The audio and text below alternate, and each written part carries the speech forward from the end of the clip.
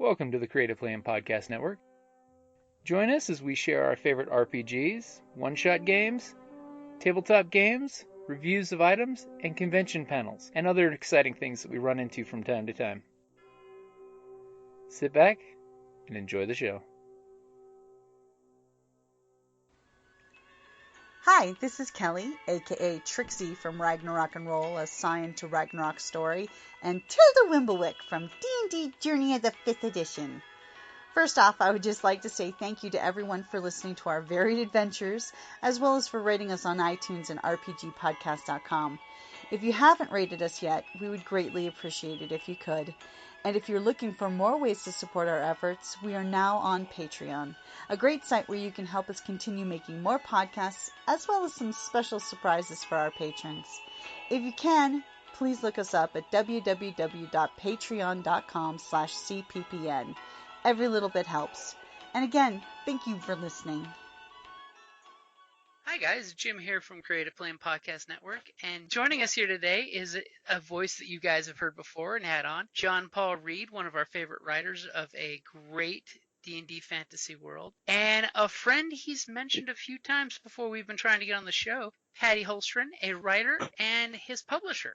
Hi guys. Hey James, how are you? Doing pretty good. So we've been talking for a while now about getting Patti on and talking about getting a book published. So I figure this is a really good time to throw a bunch of those great questions that if you wanted to get something published, exactly what does one do to get that to happen? But first, Patti, go ahead and introduce yourself. Well, I think it all started with my love of writing, of course. Was writing since junior high and had my first story published when I was a sophomore in high school. Obviously, the writing bug bit me, and I kept doing a little bit of that throughout my career. Went to journalism school, all that good stuff, and got married and all that, and so gave that up for a little while. And then I was newly divorced and had already written some of my other books and was working on getting them published when my boyfriend at the time turned to me and said, "I want you to publish my books." I said, "I'm not a publisher of books." And he says, "Well, it's on paper, isn't it?" And I said, "Yes, but that's not the same thing. It's a completely different market." So I looked into it, and that's what started all this. So it's all his fault. He's the one that gets the blame for giving you the bug to. So how do we go about doing this? Yes. Yeah, definitely. So we're at Arizona Publishing. I started that in 2008. I've been doing graphic design for many, many years before that. So I've had my own business in graphic design for some time before I even started publishing books. So got started in that. And so we're talking about, we're on 289 books. Wow. I think for Arizona Publishing, and honestly for Media Publications, the company I'm working for, with right now to do educational material. I'm at over 600 books with them right now in the last year. Wow. So they needed absolutely everything of theirs into digital format, and I've had lots of experience with EPUB and all these Kindles and all the other publications. So I said, I think I could probably do something for you. Yeah. So we're talking about more than 600 page books this time. So, and of course this year has been absolutely insane because of the COVID-19, and all the teachers are freaking because they needed some online distance learning material. So here we were sitting real pretty at the time. So thank goodness. So that's what got all this started, and it's gone from there. I want to brag about Patti. Not only does she have her own publishing company, Arizona Publishing, with over 289 books published in the last 5 years, her full-time job is Remedia Publishing, where that's her full-time job of nonfiction educational books.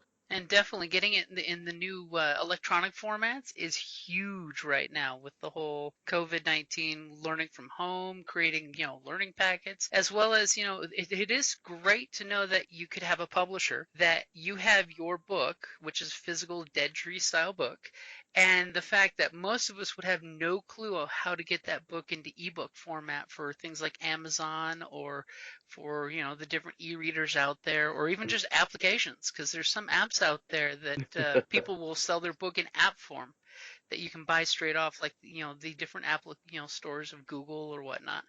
So that is cool that Patty's got that skill set to make sure to make the book into whatever format is needed.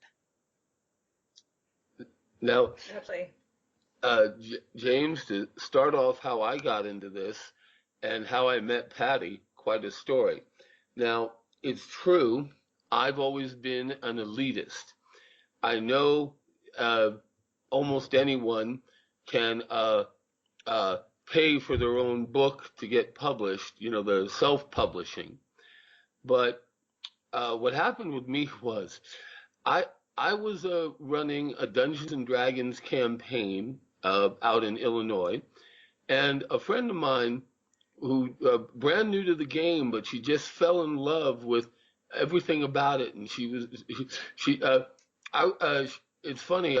I met her husband first, and then I met her, Laura Thompson, and she was a new convert to the game, but she was grabbing every bit of paper and books and materials I had, just flipping through them. Wow, look at all this great stuff.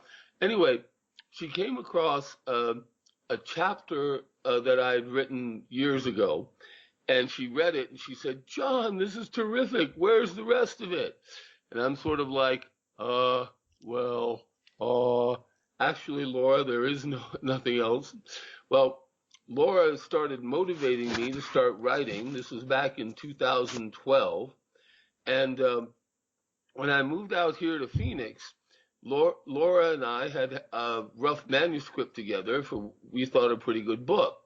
Now, I began splashing around local publishers.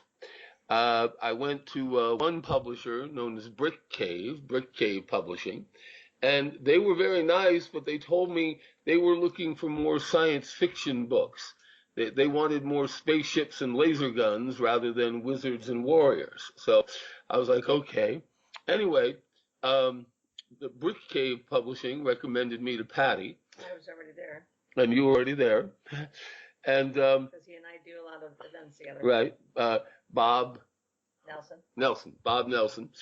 And anyway, I'll never forget how excited both Laura and I were when I sent Patti the manuscripts for our first book.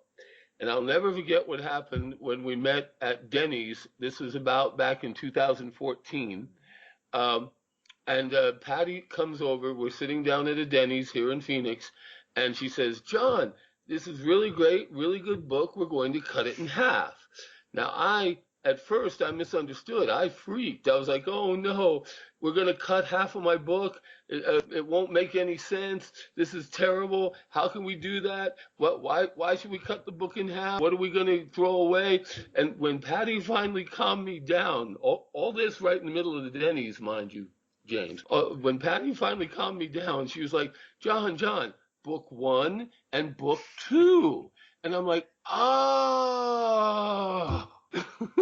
right. And from that moment on, I knew that if I just did whatever Patti said, I'd have a lot of fun. Patti? Okay, well, his manuscript was rather long, and while I've done a long, fantasy is not too bad as far as being able to publish long manuscripts, as you probably know. That's probably the only genre that still allows really huge volumes. Or is it Tomb? The Tome. We joke about that. That's a little joke Patti and I have because. Okay, don't go into it. Because let's just say I misspelled it. Hey, it was spelled right, just didn't mean the same thing. So it's like, we all make those kind of mistakes. And that was on my own book anyway. So that's why you can never edit your own stuff. It's true. It's true because your mind and eye doesn't catch it because it was right when you wrote it. It's just that Exactly. I completely understand that one. And of course, it didn't catch it because it was spelled right. It just wasn't what it meant.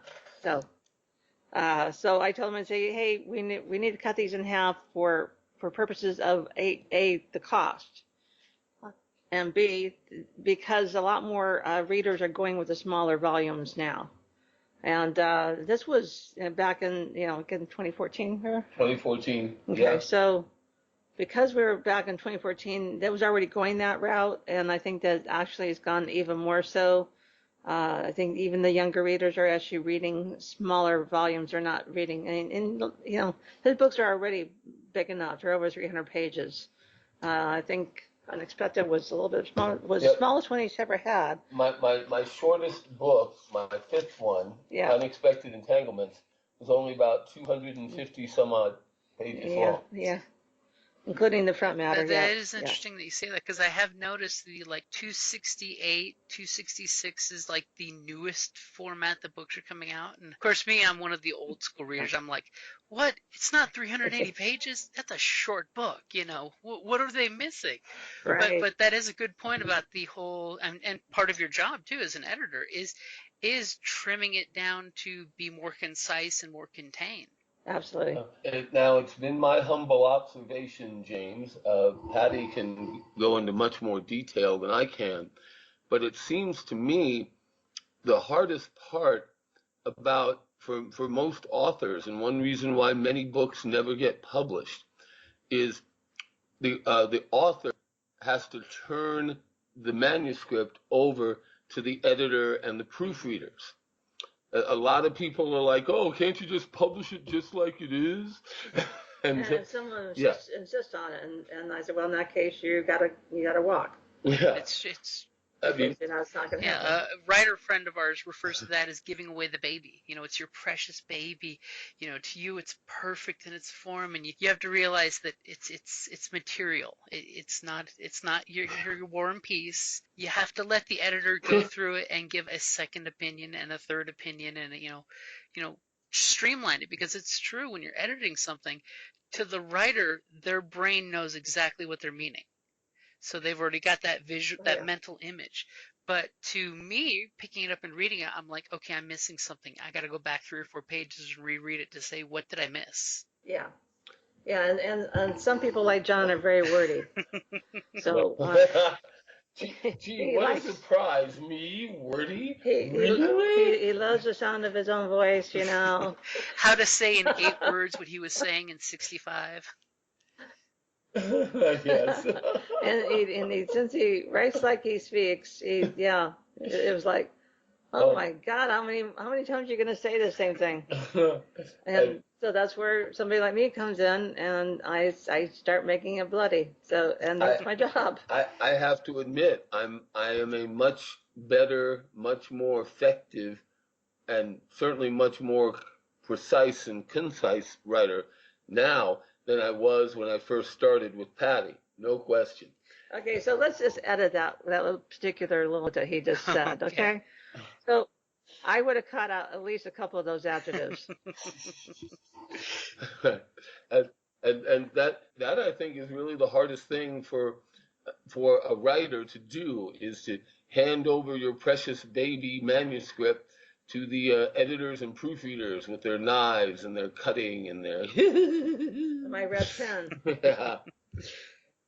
Now, Patti also got me to realize that there's a lot of stuff people just don't realize that you have to do when you're publishing a book. You've got to arrange for a cover, and what fonts you're going to use. What sort of paper? How thick will be the paper? There's a lot of that has to do with which printer you're using, of course. Yeah. Back when CreateSpace, I'm sure everybody knows who that is. Mm-hmm. When CreateSpace was printing with the printing arm of Amazon, they still do actually, but they had printed on 50-pound paper. That's thinner than what I print on from a local printer that I've been using for years. Who has 60-pound paper. Now, what's the difference? The difference is that it actually makes a smaller spine of the book, of course, because the paper is thinner. And also, let's see if you can pick up the book, and it's more sturdy, it's got more bulk to it, but also the pages themselves are not quite so thin. So honestly, I happen to prefer the 60-pound over a 50. Right. But I come from a printing world, so I think of those things. And this is one of those. This is just one of 1,000 things you got to consider when you're trying to get a book published with a publisher. Well, I wouldn't say 1,000, but at least 250. Yeah, at least 250 things. Let's not even. Well, maybe we should talk about copyrights and who the book's dedicated to. What you're going to have. Are you going to have a table of contents, or are you just going to? Are you going to have quotes in front of every chapter? All of these things come into play when you're preparing a book for publishing. Now, I want to ask you a very loaded and dangerous question. Setting the design from one to another is always right. I want to ask you a very loaded and dangerous question, James. What? I know you've read my first book, Reckless Ambitions, right? Oh, I'll just be quiet and let Patti take it from there. And if you could tell us what you thought of my first book, I'll list all of my books for you, and we'll do them one at a time with anecdotes and adventures, maybe. But well, you're not gonna do that. No, okay. No, sorry, that's not gonna happen. That's a good editor right there. See, just right off the bat. Yeah. Respectively, nope. Happy Patti, happy life. Yes. No, that's not gonna happen. All right. Well. So with Reckless Ambition, of course, as I told him, I said we not only made it 2 books Capricious. He had to add on to Capricious in order to finish it. And of course, it makes sense that when you're making it into 2 books, you got to have a real ending, and then of course it goes into the next book, which makes sense. Wherever it makes sense to cut and move, and then obviously start a new beginning on Capricious in order to make that make sense as well. So Reckless Ambitions, we had one particular scene that has to go with the actual cover that wound up having a word that Amazon didn't like. Yeah. Someone complained, and so we had to tame it. We had to edit a sentence or 2. Ooh. Yes. And we haven't had any problems since then. And what's really funny to me, I think I have scenes in my books beyond Reckless Ambitions, Capricious Deities, Pivotal Ruckus, Academic Mayhem, Unexpected Entanglements. I think I have even steamier scenes, but it wasn't. The thing was, it was a specific word that they didn't want. Okay, that's right. And since we were gearing it towards 12-year-olds and up, young adult, that made for If it were 15-year-olds and up, that probably wouldn't have been a problem. Okay. But that word, I mean, it's not a typical word that you can associate as being dirty. Yeah, it wasn't not profanity or a curse word. Right. It was just in the context of what I was saying. It was rather. And if it's related to the cover, that's the scene where she's clutching herself, covering herself as the body is on the floor, right? Okay. Yep. Right. With the young 9-year-old boy who's practically scared out of his wits, but he's like, you know what? I just killed the bad guy and saved the princess. With his bow going. with the two bows in the back. Yeah. That first cover is it, and you'll see it in hundreds of other books everywhere. It's the classic. Nothing can save you now, and then bam, something happens to save him. It's what the bad guy gets for twirling his mustache. Right. Yeah.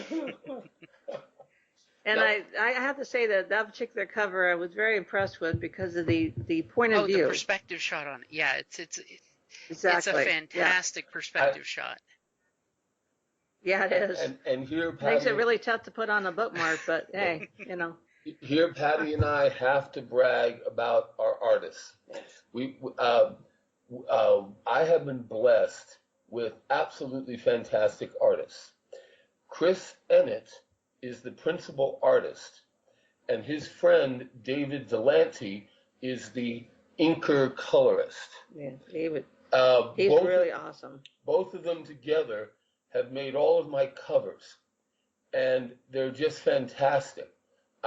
What normally happens is I send them a scene out of my book for all 5 of them, and now 6 and 7 coming up.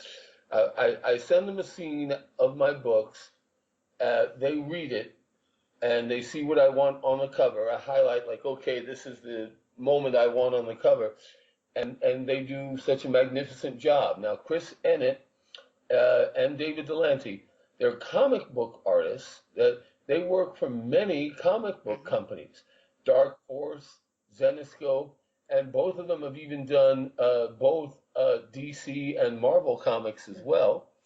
I remember the first, we went to a convention together, John and I, and he said, well, where do we find an artist? I said, we're in a room full of artists, John. Oh, yeah. So quite literally, just go shopping. I literally just started walking around and I'm saying to myself, I like Zenescope comics. So I went to the Zenescope comic table, and that's how I met Chris Emmett. Yeah. It was that simple. Yeah. But a word on that, and we'll talk more about marketing as well, because marketing is an essential part of what we do.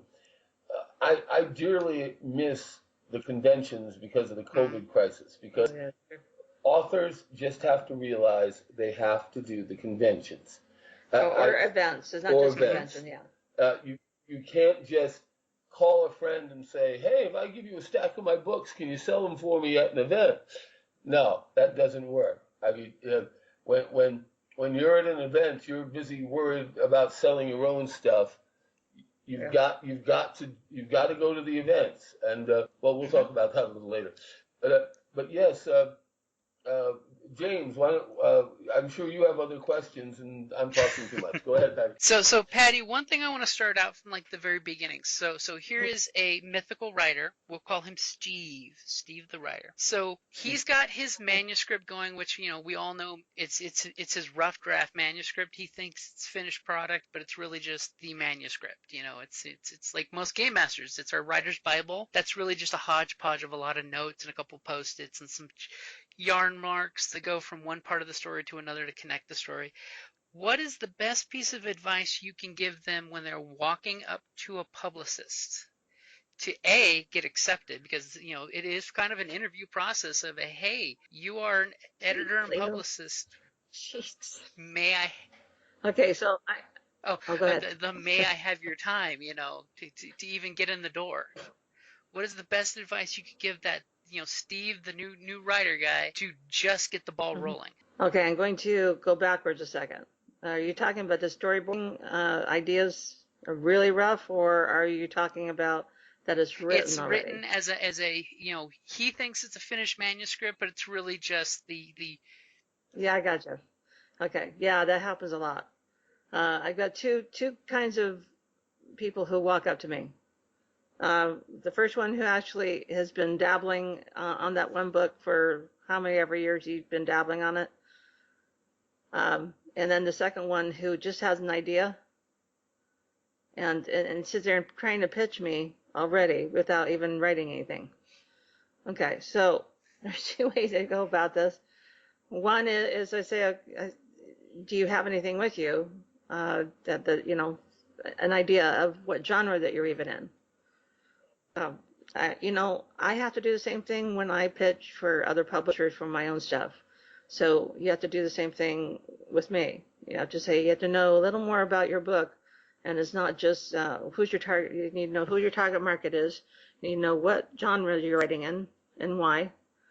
And then an idea of what you want to do with it. Is it fiction, nonfiction? Because it's two different markets completely. I've done all of them, so it doesn't, it's poetry. I don't even touch that anymore.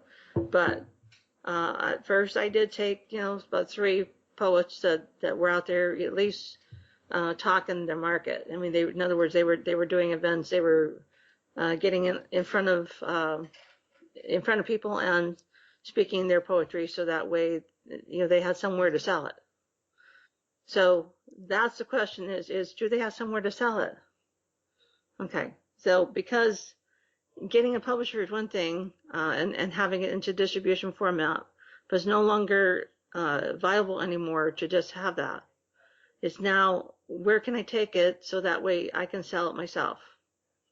Okay. And then my question, if they were looking at me, is, can I actually sell this in events that I'm at? If I say no, my target market of convention people wouldn't be interested in that particular book, then I have to say no. But I do usually, make a suggestion to them of who they could take it to most of the time. That way, you're at least saying, hey, not my market, but. Right, exactly. So I, if that's the case, then I'm definitely not going to, waste both of our time by them sending me something. Because again, we very limited in time. You can only read so much. And more so now than ever. Yeah. Right. So what's the other part of that question? Well, Steve comes to you with a completed manuscript. Okay. What happens then?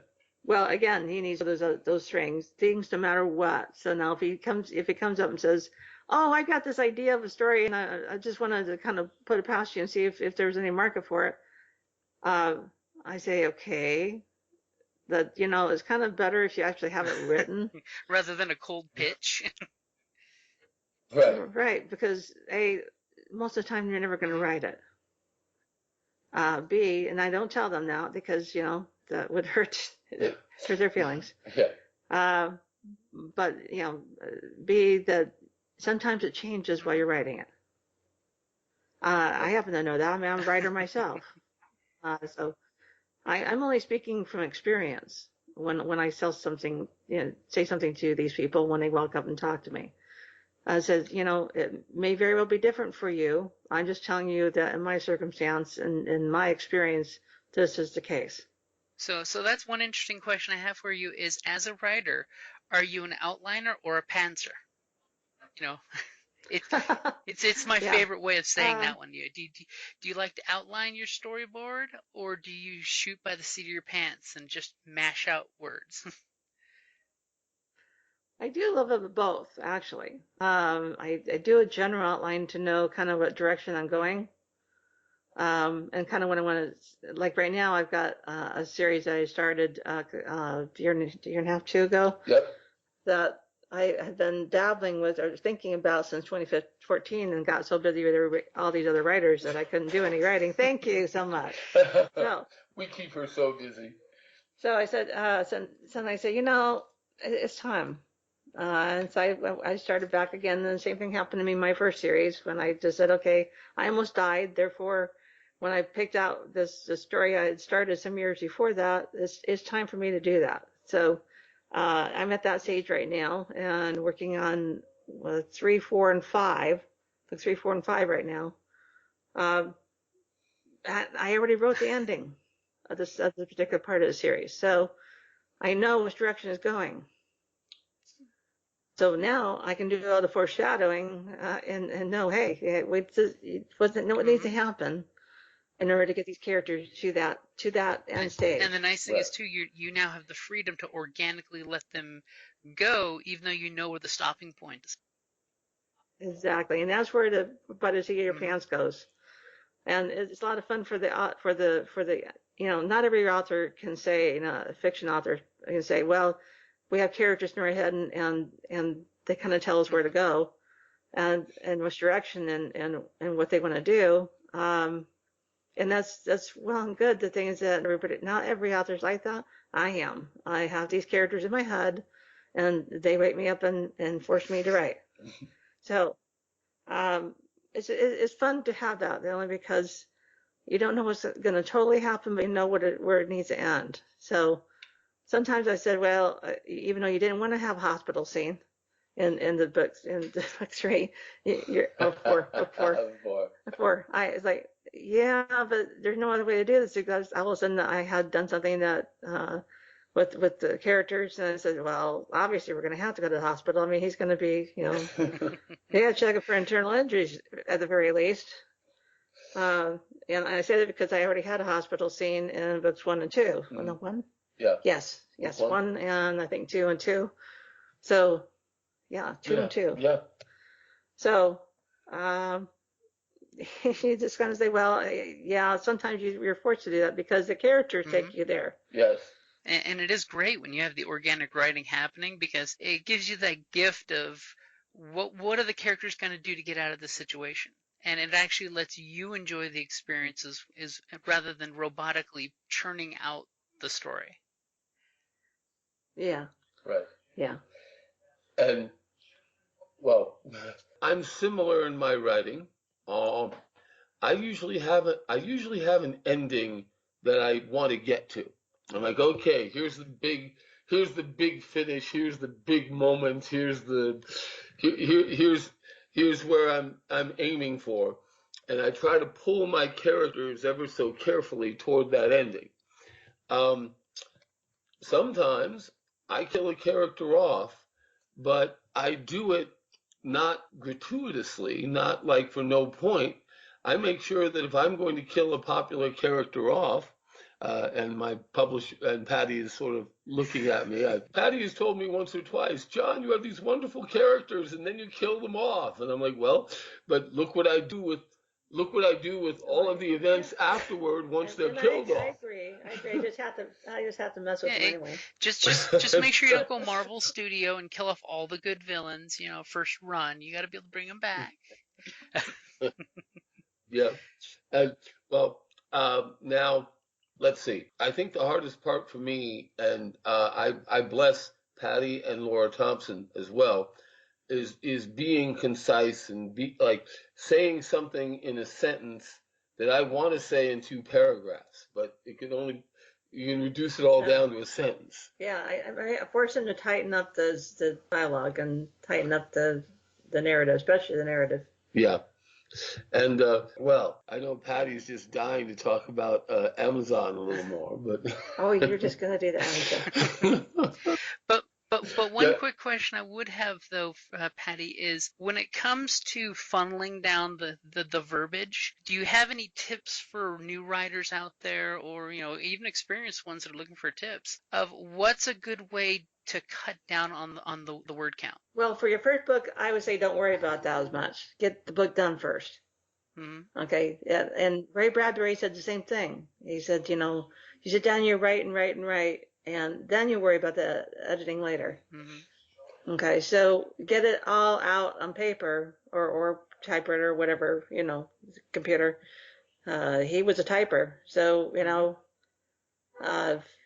he had to get that story done before his Roll Dimes was through. So he had to write it, and of course he had to feed his family. So there you go. That nothing like real. So all the rest of us have regular hunger jobs. Is a great motivator. So to follow up, yes. to follow up on what James said, when Steve the writer comes up and says, "I've got 3 or 4 chapters done in a book I'm working on," mm-hmm. The response generally is, "Come back when you have a finished mm-hmm. draft." He says, now understand that's for fiction. Nonfiction is different and is handled differently. Big publishers, you have to give them an outline of what it is that you're doing and why are you the person to write that nonfiction. Okay, so it's different than fiction. Fiction, you got to have the story done first before you start shopping it. The nonfiction, you can give them an idea of what it is, and they can tell you whether or not it's an interest that they're willing to market. Because two different marketing things. is not easy. No, I know. That's for sure. The endless challenge. Yeah. Right. So, as they call it, never-ending story. Never-ending story. It's all about finding the right market for the right niche at the right time, because that could have so been next week or so been 2 years ago. Yes, absolutely. And I've been around for a long time. I started all this just when eBooks were starting to take. So I had to learn how to do programming for that, and how that totally changed the print market. So, as speaking from a marketing angle, do you think folks should look at, before they start mashing out ideas, should they mash out an idea, or should they see what the market is wanting to digest and then pitch the story to match the market? Which I've seen a lot of I've been at a lot of conventions where this has been the subject. Okay, so it's not just my idea. It's a hodgepodge of a lot of other authors having voiced their opinions on this very subject. Publishers are going to tell you that not to worry about the market yet. You write the book based on what it is that you're interested in. What is it? If it's nonfiction, is there some angle and for the reason why you were writing it and why anybody would want to read it? If it's nonfiction or if it's fiction, then is it interesting to you because it's not just one book, usually typically talking about multiple books, so you have to actually love it. So if you don't love it, you shouldn't be doing it. So basically go for the passion, that way you have that fire to carry you through because, it's not going to be just the one book deal. Yeah, so that's why you have to be in love with the characters. Even the bad characters. Hey, sometimes those are the easiest ones to get into your head and become part of you and have your voice come through their heads. Yeah. Right.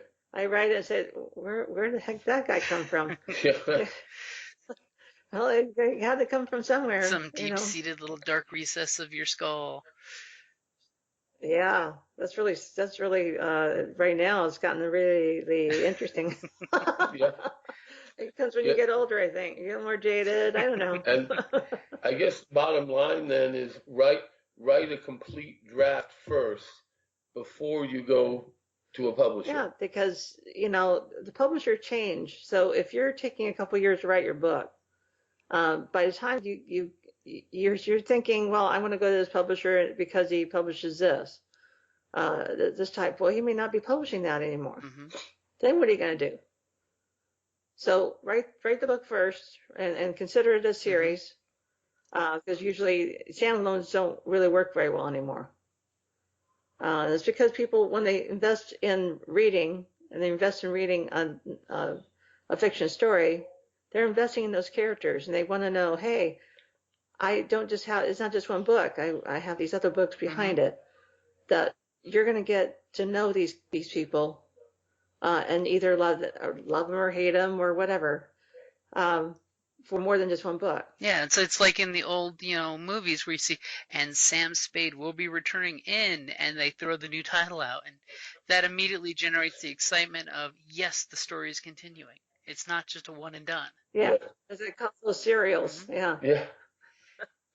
Because it is true that our psyches, when we like a character, we want to know they're coming back for more. I mean, yes. Right. It's like even the Conan series, the old classic one is this is a story for another time. It's like, and now you want that next story. Exactly. Which that's good marketing right there. That kind of reminds me of the 1960s Batman show. Will Batman survive this lethal trap? Same bat time, same bat channel.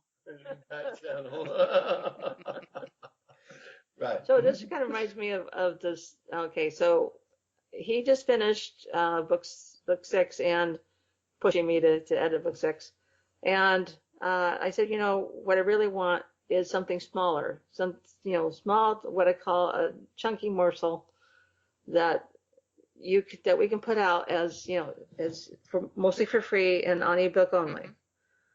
We could eventually print it, but right now I'm thinking of getting people to know what he writes. So taking a character from one of his stories, one that kind of like dropped off the face of the planet kind of thing at the end. Yeah. And we want to know, okay, so what happened to her later? What happened, this traumatic thing that happened to her in the book, how would that change that character in later life? And there he went. Right. He wrote it. Now, one thing I also learned from Patti, publishing really is a streamlined time business. Time is precious. Now, I think one reason why Patti enjoys publishing my books is I actually do what I say I'm going to do. If Patti says to me, John, I want a shorter book and I'd like it ready by September, guess what? I write it and I have it ready by September. this is what I do. So like I'm okay. Now what I did was now James, did you read my fourth book, Academic Mayhem? Okay. Do you remember the little girl, the little 7-year-old girl at the gallant party adventurers led by her grandfather Liam Thornton? Do you remember them going into the dungeon to rescue the 7-year-old girl? Well, guess what? My free novella that we're going to send out next month, the little girl is now all grown up and she's with her own party of adventurers. Because that's what one does, So that traumatic experience caused her to, as an older, as she grew older, to want to be an adventurer. Yes, not just be a farmer's wife with like an army of children and grandchildren. She wanted more. She wants to, find her own destiny, and that is the title of the novella, Chosen Destiny. Nice. Ta-da! Ta-da! Now, Chosen Destinies is really much shorter, only 10 chapters. Ooh, not my usual 20 to 25 chapters that I usually do. Although I haven't gotten to it yet. Yeah. So I may very well be, cutting those chapters into smaller pieces because it's not necessarily how many chapters, it's how long the chapter is. Right. But John has a tendency to forget that sometimes, and so that's where I come in. Right. So when I hand my completed manuscript on Chosen Destinies to Patti in the next week or two, the process of editing begins, and like I say, we'll now. Because the proofreading is already in that motion. Right. Now help me, Patti. Will the free novella be basically a PDF file, or would it be an ebook, or what format do we have in mind for this? Do we want to get into? Yeah. Okay, so it's always going to be a PDF because of the fact that you can also put it into Smashwords as a PDF. Okay. But my favorite is making, and because Kindle is a completely different format. EPUB is the standard format for absolutely everything else except for Kindle. That's something you remember. People don't know that.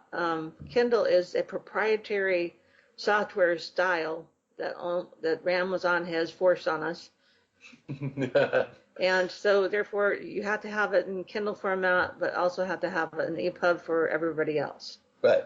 So you can go one place and do all this, or you can do what I do, which is a couple of different markets in order to put all this stuff in the same into the mechanism. When we're ready in October, James, we will have a PDF file for this shorter novella. And also, that'll be also set, mostly set, because it's a little bit different to do an EPUB or to do an ebook compared to a print book, but the PDF will already be done basically as a PDF, so we can go to print anytime. It'd just be a matter of finishing the cover, because as you know that with the ebook, you typically is just a front cover. Right. So it's a completely different thing when you go to put it in print format and have to have a full cover. Right. So that takes a different, another program on top of it. Right. And so when we're ready, I'll be sending out the novella in PDF form to everybody I know, half know, quarter know. No, that's not what we're doing. Oh. No, we're going to have it up on the different markets. Different markets, and they will buy it through those markets. Right. Okay. And the idea is that people will read the free novella, and if they like it, then it's like, ooh, look at all the other books this author has available. And that's the whole idea. So at the end of this ebook, you're going to have tidbits from each book that he's already written. See, that's nice. You get that little amuse-bouche of the story. Then you're like, ooh, which book is this character in? Which book is this character in? Yeah. Right. And then when I always tell him at the end of when he's finishing one book, I said, okay, what's coming up after this? Because are we going to do a snippet, a sneak peek for the book coming up? We're probably going to do I was thinking either Twisted Timeline again, Yeah. or because or sometimes it changes by yeah, the time you're. I have another Yeah. I have another book. I I have three other books in concept. Um, the okay, after Chosen Destinies, Twisted Timeline will come out, and here's the book Patti has been wanting me to write for quite some time. Yeah, I wanted it before, and I put the Tanglements, but I got that one. Why don't you talk about this? Okay, James, I'm sure you remember my character, Dr. Andrew Newman, right? The kind, friendly medic, imperial gardener who grows such beautiful azaleas and flowers and is always very helpful. And he's my favorite character. Because again, he's the spy master, and what's the point? What's the point of having a garden if you're not going to grow your poisons? I mean, your remedies in the garden. Anyway, well, Patti was after me for some time to write Twisted Timeline. I wanted to know what made that character who he was. Right. So let's have Andy Newell now, a young hotshot teenager running around the medieval capital city like Paladon City, building his power base. His rise to power, if you will. And that's exactly what Twisted Timeline is all about. Yes, it's going to be my time travel story. And oh gosh, I don't. Twisted Timeline, though. Yeah, I don't want to spoil anything, but yes, I'm very excited about it because I'm sure when Patti reads that, we're planning on Twisted Timeline coming out in early 2021. Nice. Mainly because of the COVID-19. Yeah, because of the COVID-19. Otherwise, it might have been out by now. But let's just roll with what we got. Now, after that, I have two more books I'm working on. One book is going to be called Unmitigated Disasters, where a group of adventurers, first they discover silver in a dungeon they explore, and then the worst things happen. In succession, they discover gold, then they discover platinum, then they discover adamantine, which in my world, you make magic weapons out of it. So in just a couple of months, yes, they might be filthy rich, but these characters are like, oh crap, we're all dead. Every single power in the continent is going to send armies down here to protect us and help us. Remember this. Yeah, I mean, you're not publicizing that book right now. Right. And the other book after that, Cross Targets, I'm actually switching genres to please Patti and my friend David Hughes, member of my executive board on my group. We're going to say why. Yes. Okay, so you're writing fantasy. Well, that's all well and good, but what else can you write? As a writer, see, to me, it's not just a matter of, oh, I can write that, so I'm going to stay in that genre because that's what I do. Yes, but that doesn't make you really a writer. Right.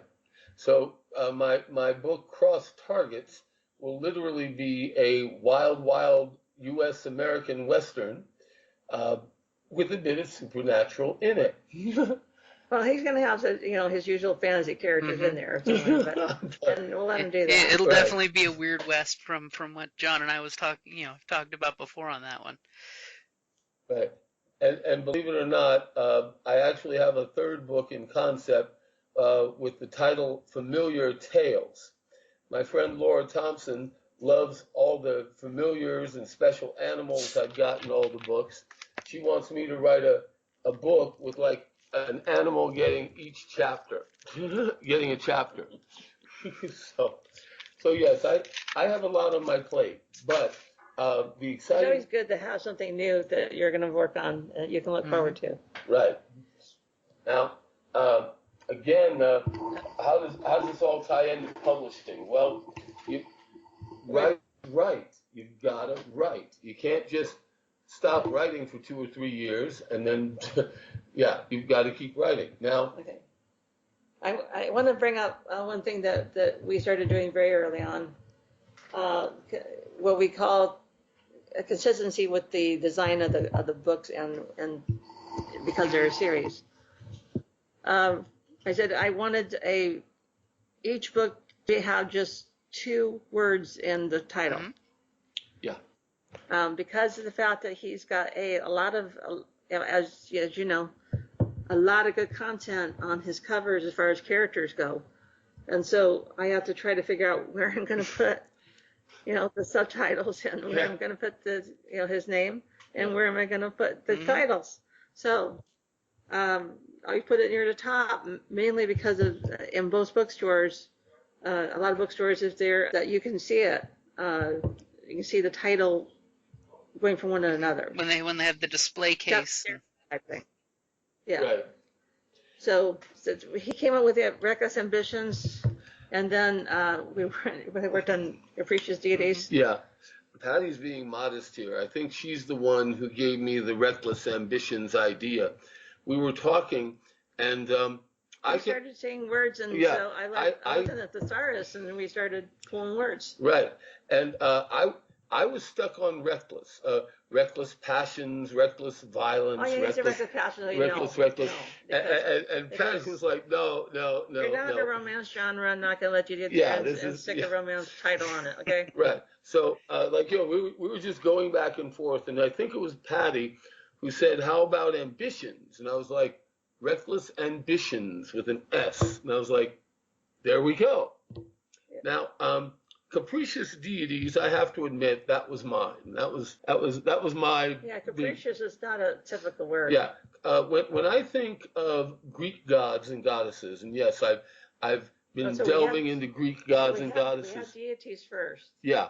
And then it was hard to come up with capricious. And when I love Greek mythology. I grew up reading Greco-Roman mythology books, Robert Graves. I love them all. And I remember how Robert Graves always used to say, the Greek gods and goddesses were always so arbitrary and capricious. Yeah, and it's an unusual word. Yeah. And I was like, okay, arbitrary deities, no, capricious deities. That was mine. I came up with that one. Okay, so the reason why I did this is something that I learned going into this publishing thing is you need to look up the titles on Amazon. The reason is because one of their first books that I published was called Moonstone. A single word, which is wonderful. However, there are 16 other books named Moonstone or have Moonstone in the title. So that ruined our ability to set ourselves apart. And so Reckless Ambitions is an unusual title. Capricious Deities is even more so, because capricious is not a word that's typically used. Right. And the next book, Pivotal Ruckus, I have to give credit to Gen Z because I thought, wait a minute, no, she did the Academic Mayhem. Oh yeah, that's right. That's right. Pivotal Ruckus. It was funny. I was describing it to a friend, and I'm trying to remember exactly who it was. It might have been. I thought it was me, but yeah, it might have been Patty. Yeah, and yeah, that's right. That's right. Because you said to me when I was describing it, you said, "Wow, it sounds like a real pivotal ruckus, doesn't it?" And I was like, "There you go, Patty. There's the title, Pivotal Ruckus." That's how it happens, You're just conversation is like, wait a minute, that's perfect right there. Yeah, Pivotal Ruckus. There we go. I mean, it was John who did the Academic Mayhem. What? No, Gen Z. Gen Z. Yeah. Yeah, and Academic Mayhem came about because I was finally getting into the Game Masters University. Ooh, what's it like to be a student there? What's the campus like? What are the classes like? Yes, my difference between the Game Masters University and, dare I say, Hogwarts. Hogwarts is more elementary through high school, while the Game Masters University, no, it's not. I think. He starts at 12 years old, dear. Yes, but they go to 17. That's high school. No, all the way through school. High school, yeah, through high school. He starts at 12. I think that's as far as they go. Yes, and Game Masters University is more college, more more adult, more fun. Just so you know, James, this is how we always talk. Okay. Yeah. And in the end, I do what Patty says. Happy Patty, happy life. I raised my voice a couple times, but other than that, it's pretty much the same conversation. And now, unexpected entanglements. I think that was when I was. Let me tell you about my last book that just came out with the title. John McDougall, another fellow who I salute. He's on my PALC board, Palomar Adventures LLC business. John McDougall and I, in 2016, we were just sitting around a summer evening, just talking about future books that I wanted to do. Summer evening was funny. And it was amazing how in 2 hours, John McDougall and I came up with the whole plot for the whole book.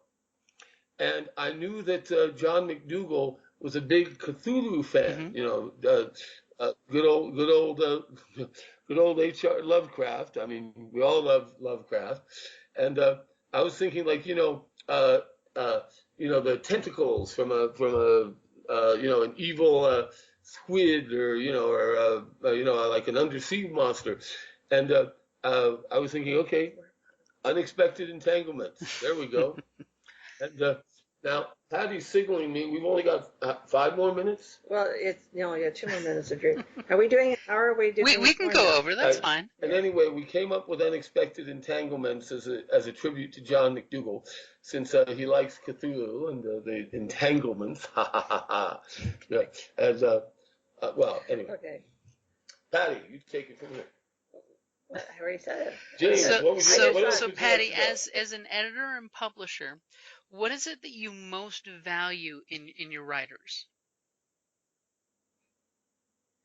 Well, being able to write is always good. Productive and timely. I hear those two twining together. Yeah, because if you're in a series, you're talking about at least one a year. Can you write that in 1 year? If you do a couple of different series, then you're talking to which. He said, well, yeah, we're gonna go in another series, and no, he didn't go in another series. All he did was extend his world into another version. So that's not the same thing as taking a whole different series, and he's just a little sneaky about that one. Well, that's why I got cross targets on the horizon. Yeah, Palomar and Legends and Heroes Volume 1, which is typically book 5, but it's actually a new set. Right. So books 1 through 4 is actually the first 4 volumes in the Medford Family Chronicles, and it's not technically part of the Palomar Legends and Heroes, right. Which is why I kind of wanted the twisted timeline for the first volume for Palomar Legends and Heroes, because obviously Dr. Numel is a legend and a hero. Right. And it sets the theme. And, right. Yeah. And one could even call unexpected entanglements the Medford Family Chronicles Volume 0, because which I don't do. Okay, but anyway, all right, but okay. This is not Star Wars. Right. Where we keep arguing about which one's number 1 and which one's number 4. There should always be continuity. If something's a flashback, it should be clearly defined where it resides. Right. Exactly. Exactly. And so it's just all experiences that I've had over the years. I've made my mistakes on things that I published early on, and John's just lucky to come in at a certain time where I've learned a lot. And I'm constantly learning from Patti, James, because Patti has shown me how to shorten 3 or 4 pages to like 3 or 4 sentences. And I, as I said before, my writing style is definitely squeals improved. like a pig for a little while, but hey. I mean, the best thing is not only are you the editor and publisher, but it sounds like you do a great job as an editor, as a coach as well, and trying to. I've actually let go of an author once because they weren't learning anything. And they weren't learning from the experience.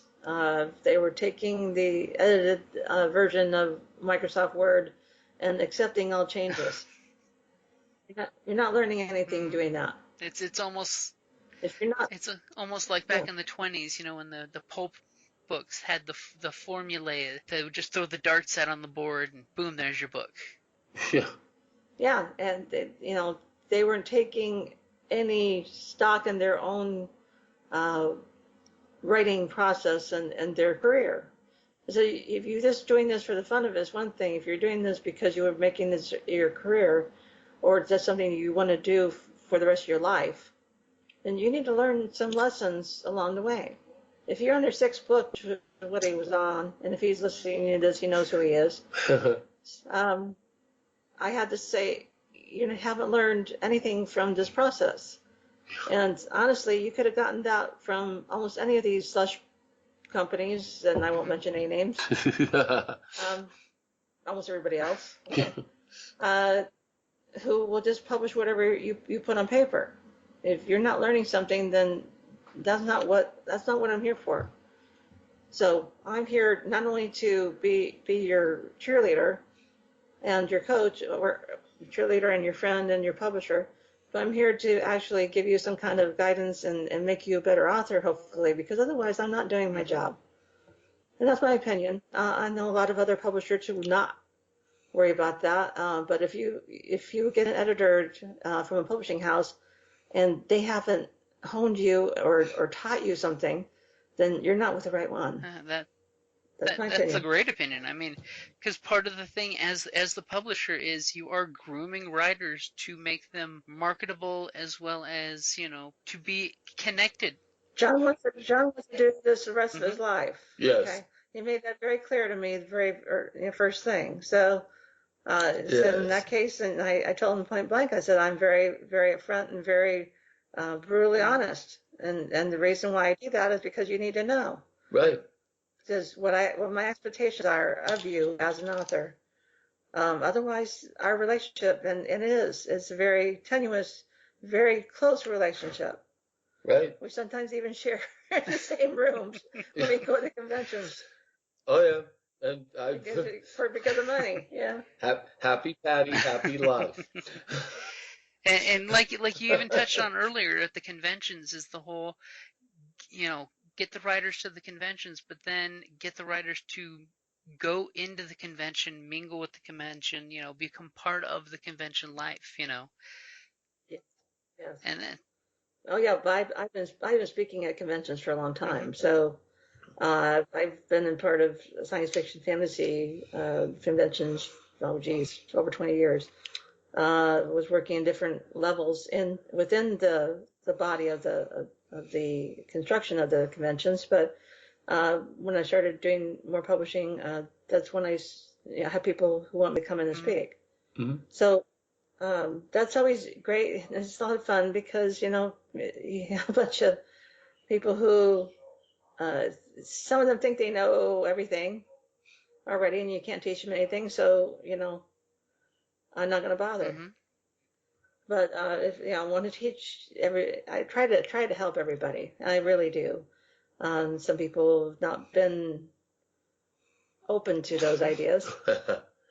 So we've had two-part company. Yeah, it's like even John and I have talked about from like a game master point of view, because game masters are writers in their own right, just different genre, is getting to hang out with other writers and game masters and things. You can always learn from each other. There's always something, if you're open and receptive, that you can learn and eat and evolve from.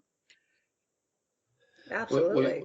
James, would you like to put in a plug for our Facebook group? We've been having fun with. Oh, by all means, John, go for it. John has this great Dungeon Master website group on Facebook that we have lots of crazy conversations on. But go ahead and shamelessly plug away, my friend. Yes, anyone may join who has done any sort of game mastering or dungeon mastering. It is literally called the Dungeon Masters Secret Society. And I'm shocked. In less than a year, we've got 1,870 some odd members, and whenever a new D&D book or a new gaming book or something comes out, we just post it up there and okay, guys, let's dissect and digest this. And That's good. Lots of cool topics come up. Just this morning, we were discussing a topic of creating your own magic items, and some people do it on the fly with their own imagination. There are actually programs out there, websites that you can actually go to now and type in what you want. I want this. I want this. I want this. These abilities. Oh, well, here's a filter, or here's a wand, or they'll suggest things. But yes, I've been having a great deal of fun with this, and I got to admit, I get ideas for my books sometimes from these people. Oh, well, your books, remember? Yeah. Okay, so I'm writing about monsters now, which is something new to me. Oh yeah. And I said, okay, John, being the D&D guy he is, I said, I'm looking for a creature that can do this and this. And I just pull out my dungeon. I pull out my Monster Manual First Edition, and I need the Fiend Folio too. Okay, and I'm just you like start perusing through there, and I go, oh my, gimme. Yeah. You're describing one of those, or you should take a look at this. And I said, yes, but they do this. And, well, you can change it, Patty. Yeah. Yes, you can call them sylphs instead of pixies, or whatever. You call them dark sprites. Dark sprites. We have a new dark sprites. I just made a new one called Dark Sprites. So right. That's fun. And again, I'm glad to help Patty because she's helped me so much. I'm like, oh, you want monsters? Here we go. So it's funny. Patty has never once played in any of my Dungeons and Dragons campaign my games. boyfriend in high school. Oh, gotta fix that eventually. I'm just saying. Yeah. And I was discriminated against. Well, see, that is unacceptable. Not in my game. Not in my game. I'll try to kill you just like I try to kill everybody else in the party. I don't have a problem doing that back, which is why I was invited. Just remember, John, GMs don't kill players. The dice kill players. and that's exactly why DMs have a screen. Well, you should wear fencing material. Yeah, fencing material. Yeah, I keep thinking now the Bugs Bunny dialogue. Shoot him now! Shoot him now! You keep out of this. He doesn't have to shoot you now. Sorry. But all right. Back but on yeah, topic. Collaboration is a hugely important thing. I mean, just like looking at the old classic, novel writers back in the Victorian areas, they would get together like rock stars and hang out and jam out stories. I know. Well, I heard all the stories and I go, oh, man, that would have been so cool. J.R.R. Tolkien had his group called the Inklings, and including C.S. Lewis and 3 or 4 others.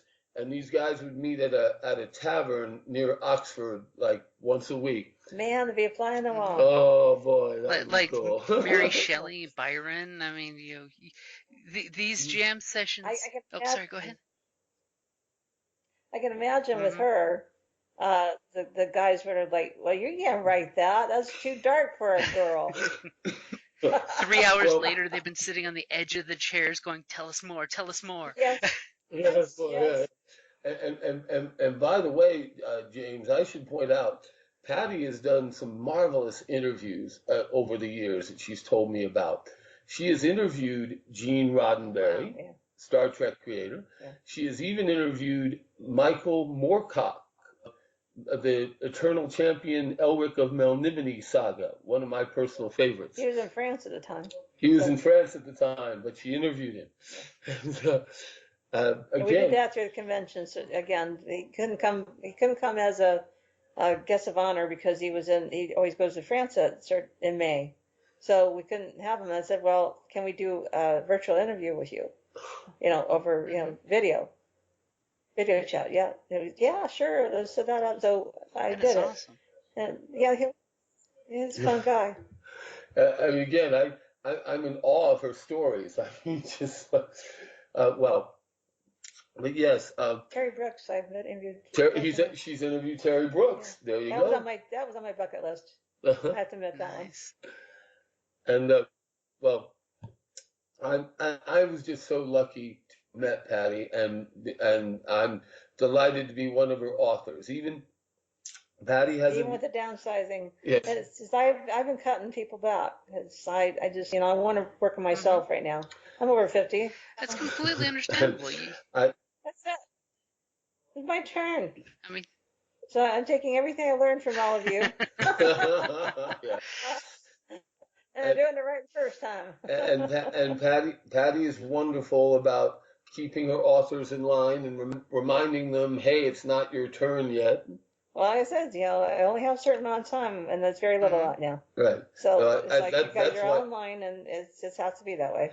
That's why I'm thrilled to death about the novella, and I'm really excited if when we get that out, I really hope to generate some excitement with that to then see about if how it'll help me market books. Yeah. I can't. One more thing about the COVID. I can't wait for the coronavirus crisis to be over, because as soon as we can get back to events, it's a lot easier to sell books at events than it is even online. Get it?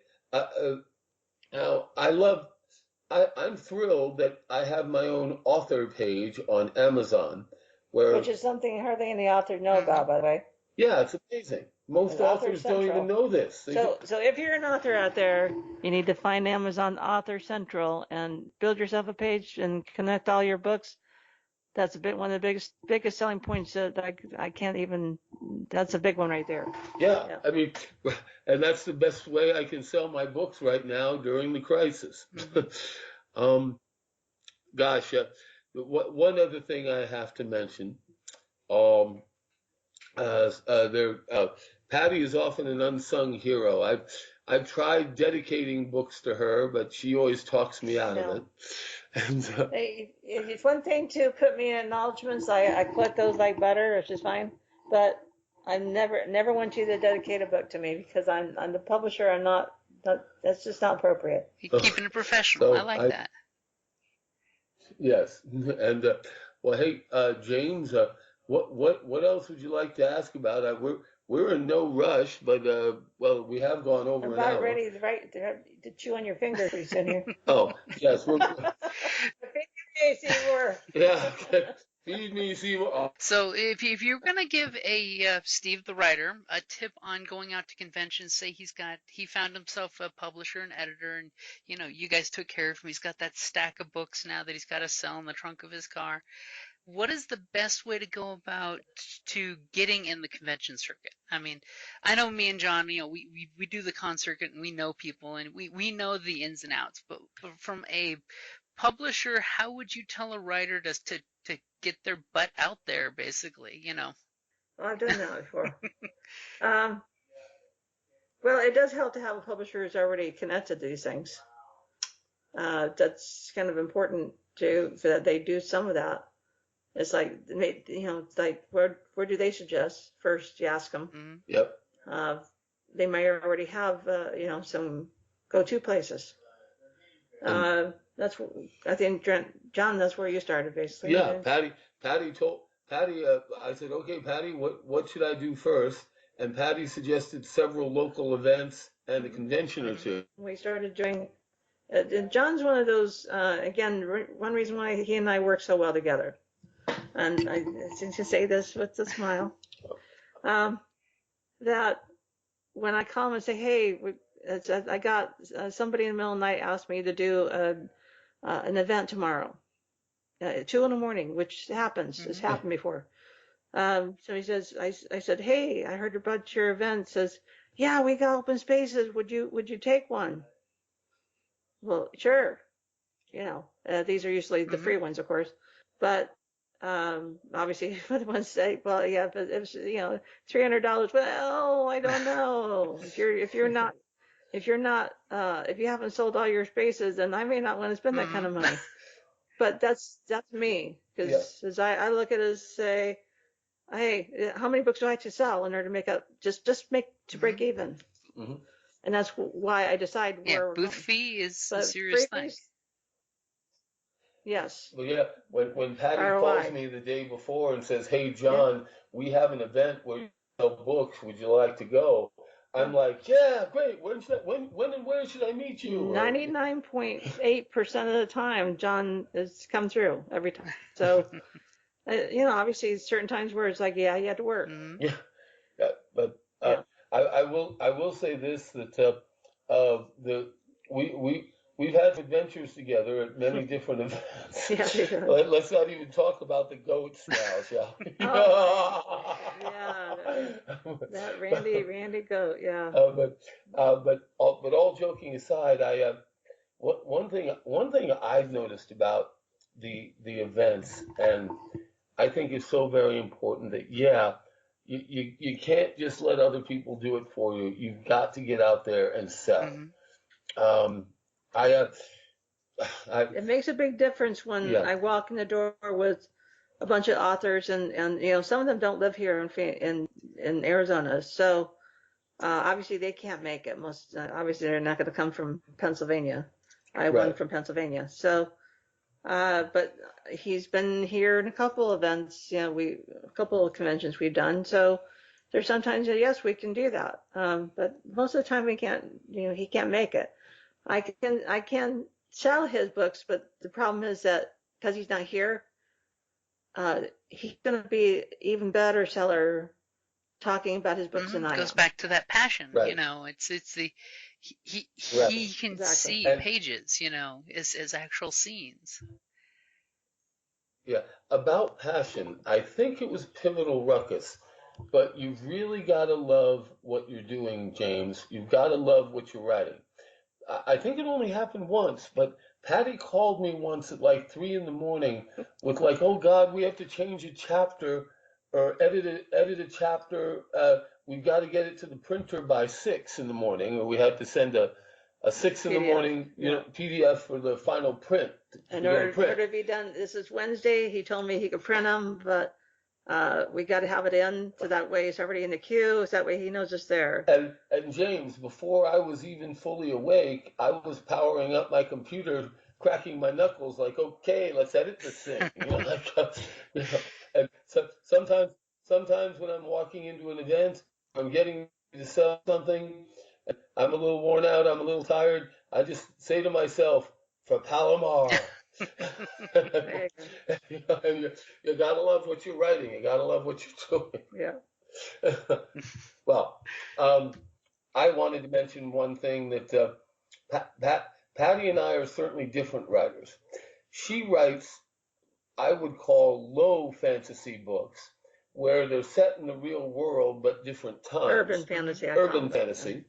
While my books are more high fantasy, because they're actually in a completely different dimension, a completely different reality, multiverse, if you will.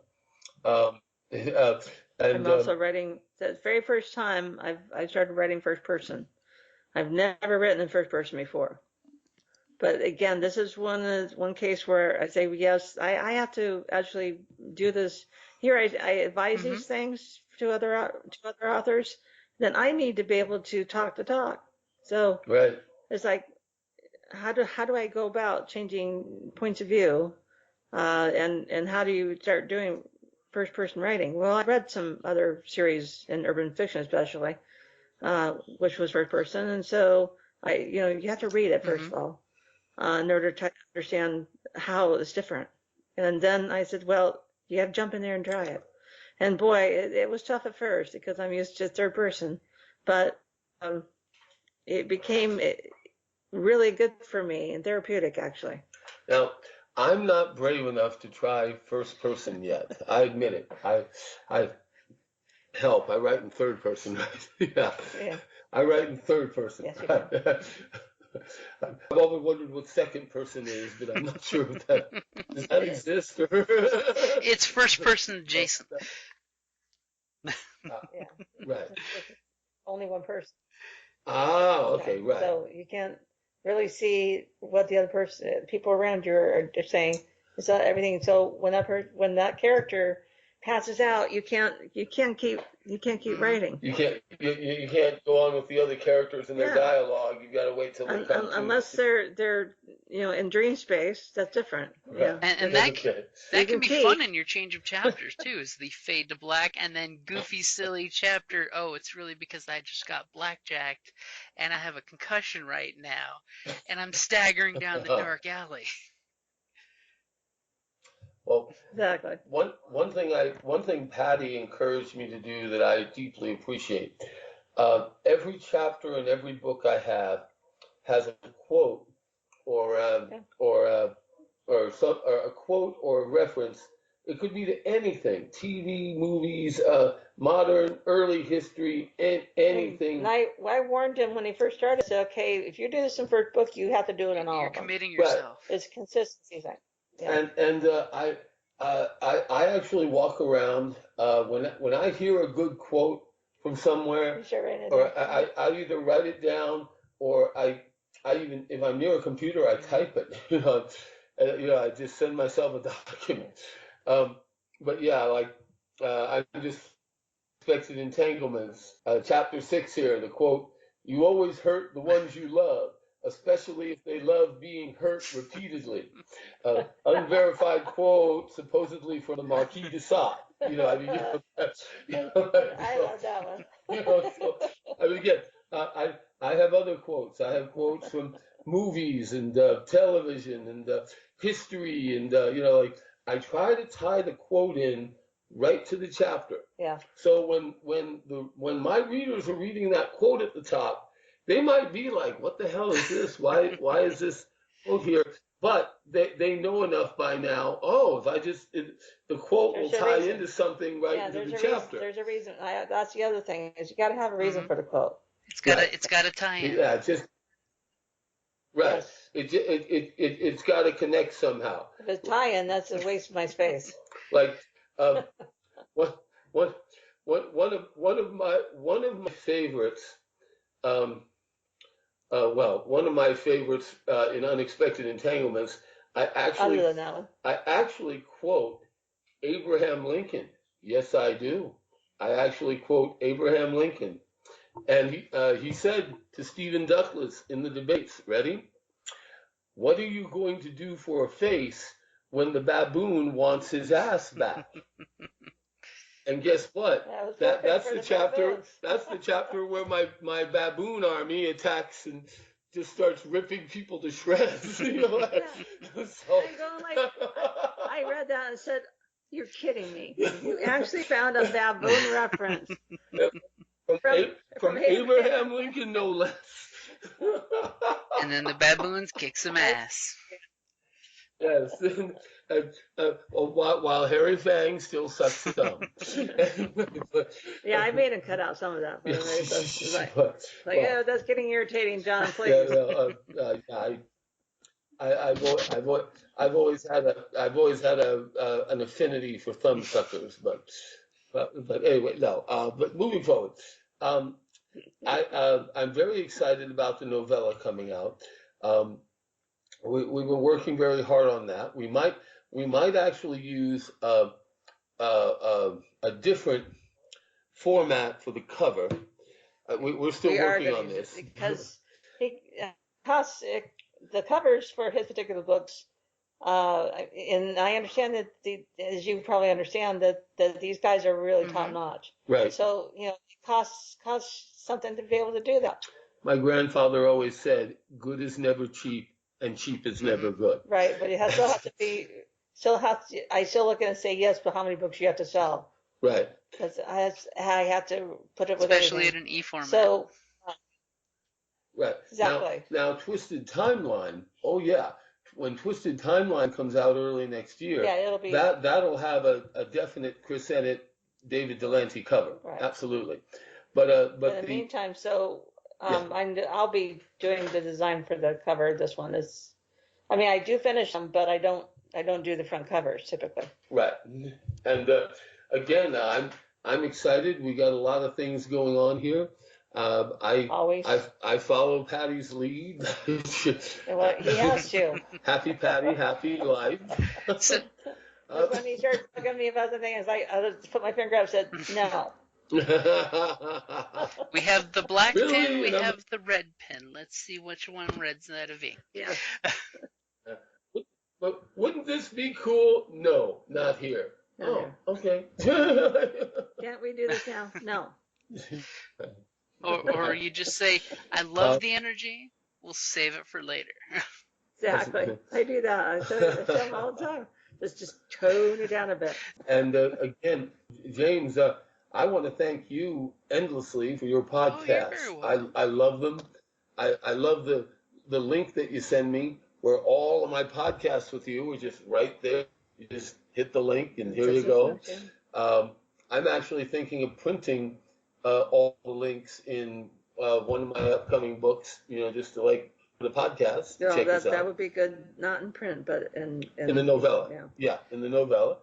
And it's always good to reference, hey, if you like me here I am somewhere else. Right. Now here's basically because with eBooks you click on the link and it'll go there. Hyperlinks. You can't do that in print.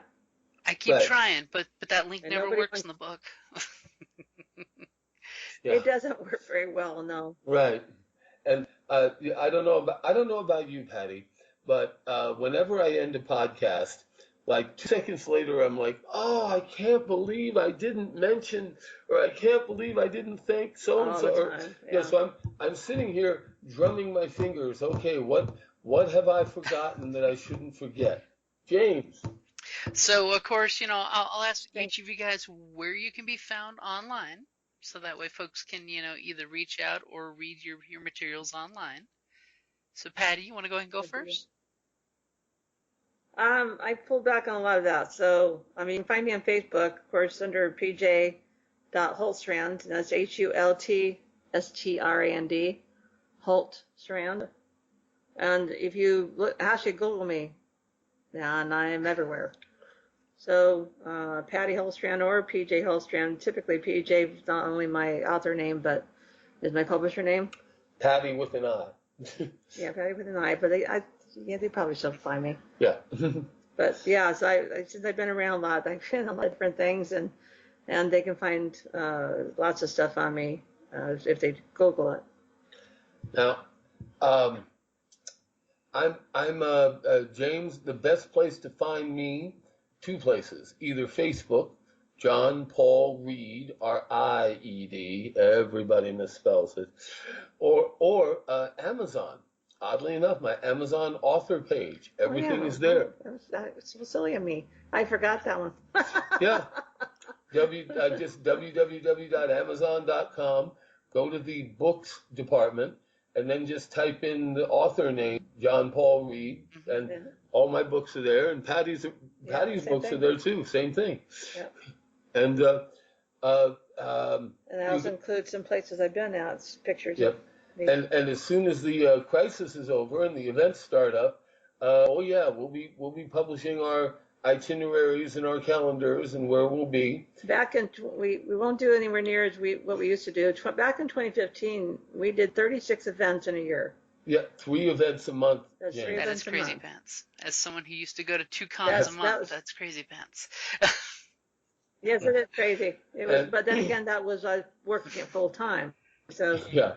I wasn't trying to help another company, build up their ebook market. And James, I'm always glad to hear about what you're doing down in Tucson with Catherine, and we have several common friends, Evan Cook and others. Yeah. Patti reminds me we have to go. But hey, any last thoughts before we skedaddle? I was going to ask one question from each of you guys, and this is very important from a writer's point of view. Can each of you give me your best tip for someone to write a review on a book, and how important that is? Okay, it's best to get somebody to write a review that will they can also include on Amazon. However, there's rules, and Amazon is God. Don't get me started. So if you haven't purchased anything, $50 of products within a year, they won't approve your review no matter who you are. So it has to do with their sales. However, if they have, then it's absolutely wonderful when they can put your review up there. Short and sweet. I don't, honestly, somebody's given me very long ones, and I've only been able to take little pieces of it because there's no way to fit that much in, and nobody will read it. So a short and sweet one is always good, and putting up on Goodreads. I know Goodreads is now owned by Amazon as well. Yep. But that's one way to get around the Amazon problem. Okay. And I would add reviews are always very helpful. I would say if anyone was reviewing my books, definitely Amazon and certainly Goodreads. I would even say Facebook. There are a lot of interesting groups out there that all they do is talk about books and for free pretty much. Just like, post your book here and we'll comment on it. But it doesn't stop you as a reader from doing that. Yeah, and Are you kidding? That's even better. yeah.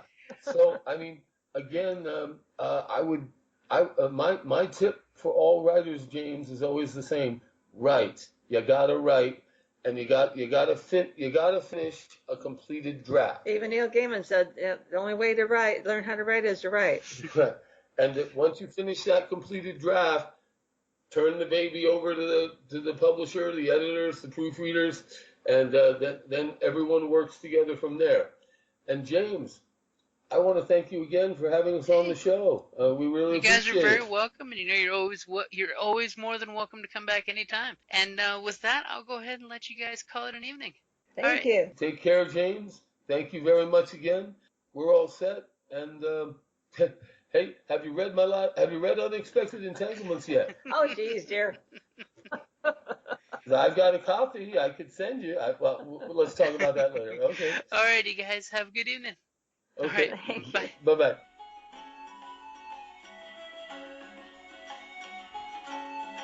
Thank you for listening to the Creative Play and Podcast Network. And feel free to enjoy our other shows, such as D&D Journey of the 5th Edition and Scion Ragnarok and Roll, a Scion hero to Ragnarok story. Thank you for listening.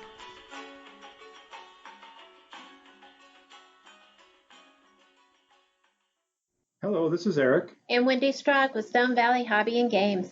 We sell board games, card games, role-playing games, and supplies. We have thousands of Magic the Gathering cards available, carry Kickstarter products, and work with veteran-owned small businesses to bring you our own line of products. We are a small business retailer, but we offer competitive prices, a loyalty system, and free shipping on orders over $100. As a military veteran myself, I'm a strong supporter of our armed forces, their families, and contractors out there doing the hard job. So any order from an AA, AE, or EP address will be shipped absolutely free. Remember, StoneValleyGames.com, where we take your leisure seriously.